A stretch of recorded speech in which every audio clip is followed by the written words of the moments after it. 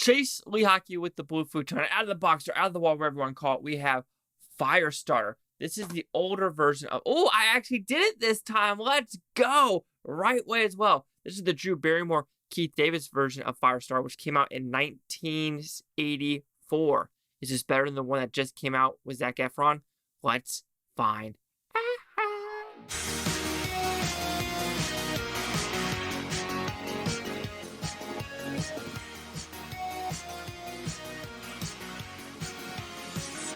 So Firestarter, what's it about? It's a very simple premise, actually. A family is on the run from the shop, who's run by Martin Sheen. But Keith Davis and Drew Barrymore have powers. Either they can start fires, or telekinesis can make people say, like, start that car.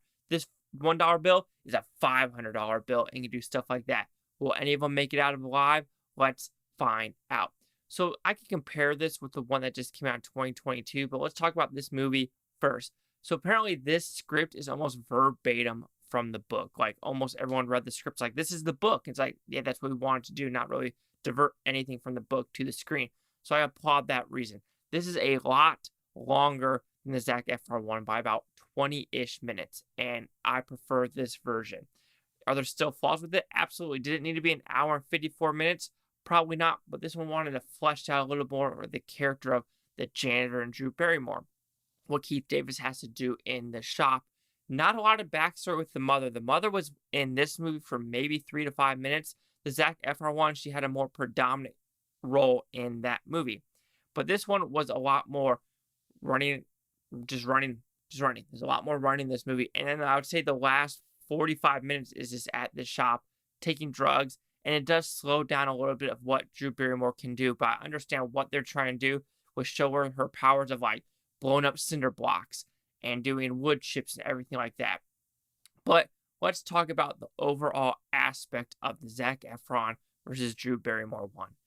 The Drew Barrymore one, the pyrokinetics and the stunts was 1,000 times better than the Zac Efron one. I mean, it is verbatim, not even close to being the same.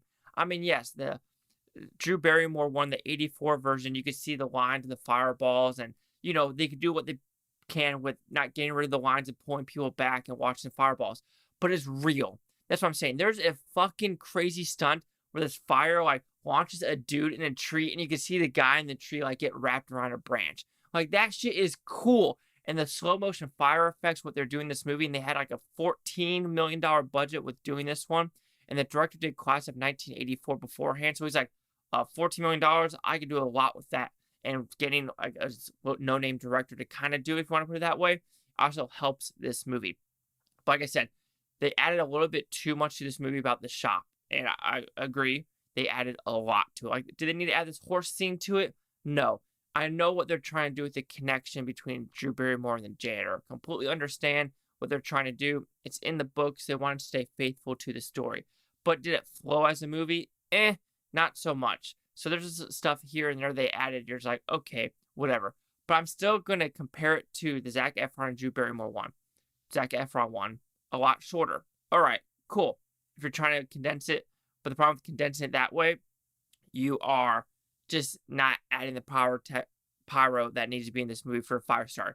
This is a Firestarter movie. This is literally the last 15 minutes was Drew Barrymore going ham.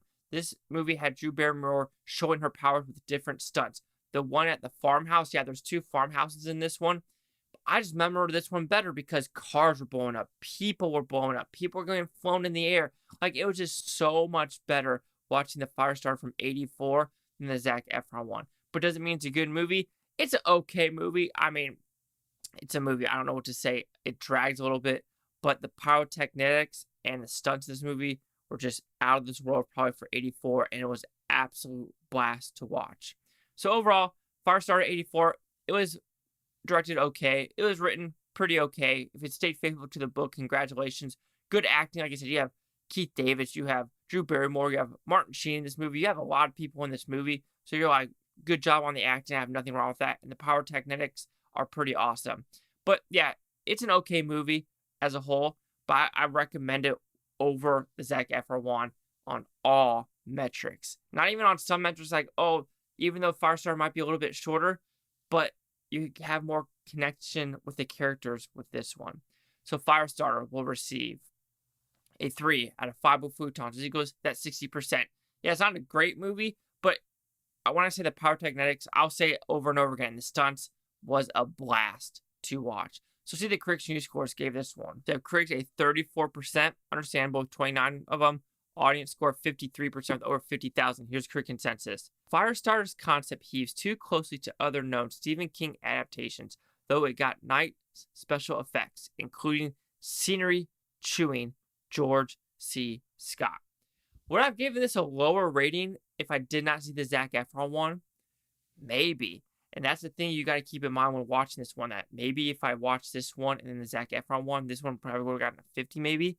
But after watching the Zac Efron one, the Firestarter from the 80s can only go up in my opinion. So do you agree with the 53, my 60, or the 34? Chase Zach with the Blue Futon. Like, comment, subscribe.